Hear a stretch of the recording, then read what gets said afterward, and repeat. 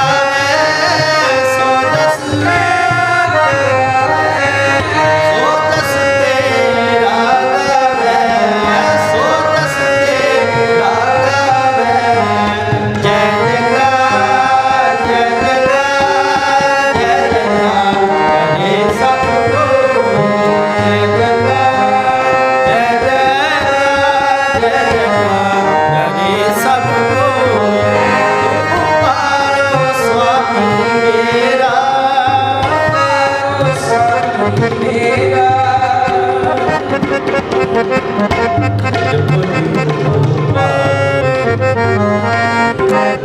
संता परवासा तेरा, संता परवासा तेरा, संता परवासा तेरा, संता परवासा तेरा। जय जयकार जय जयकार जय जयकार करे सब लोग। जय जयकार जय जयकार करे सब लोग।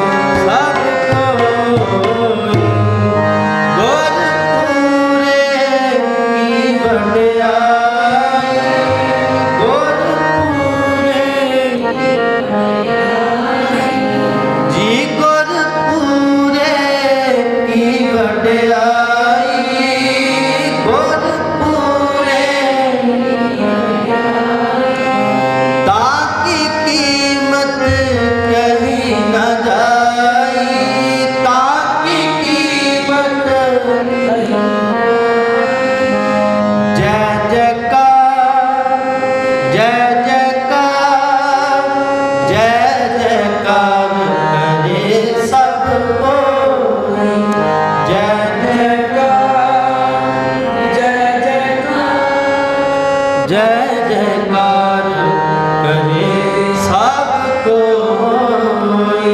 राम कली महल। सतगुरु नानक प्रगटिया मिटी धुंध जग चानण हुआ। ज्यों कर सूरज निकलिया तारे छपे अंधेर पुलवा। फिर बाबा गया बगदाद नू बाहर जाए किया स्थाना। एक बाबा अकाल रूप दूजा रुबाबी मरदाना। दिती बांग निवाज कर सुन समान हुआ जहाना।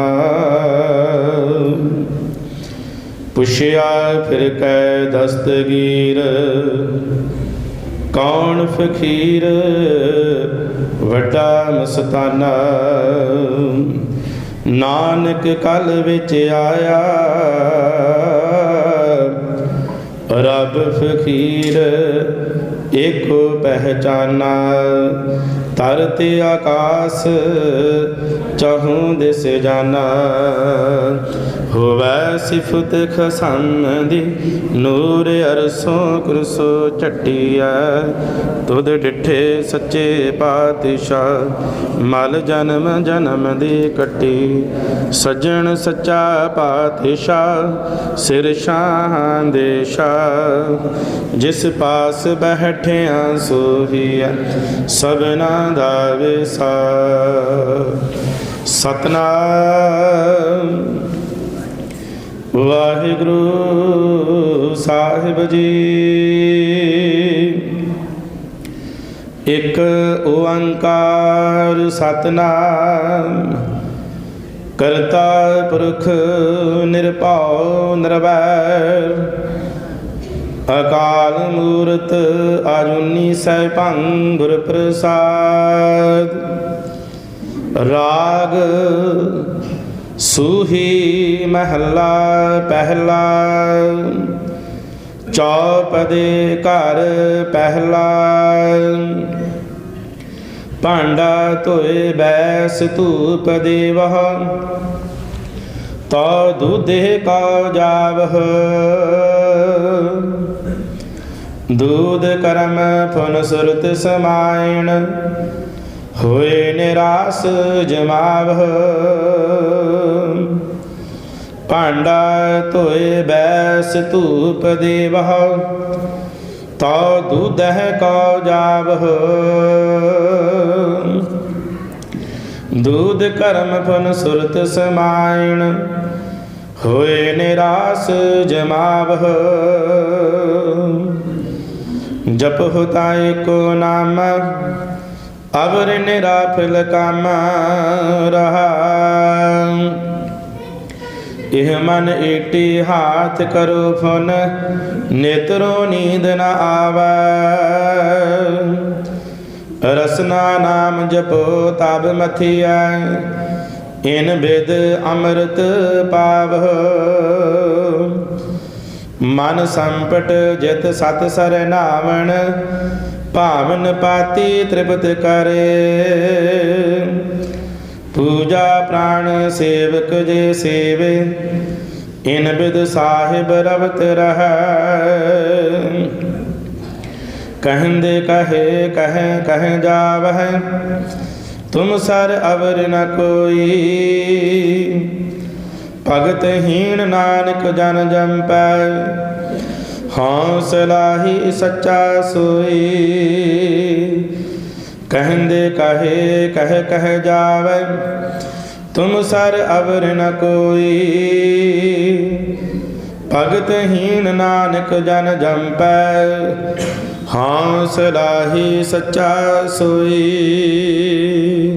वाहिगुरु जी का खालसा वाहिगुरु जी की फतेह। एक ओंकार।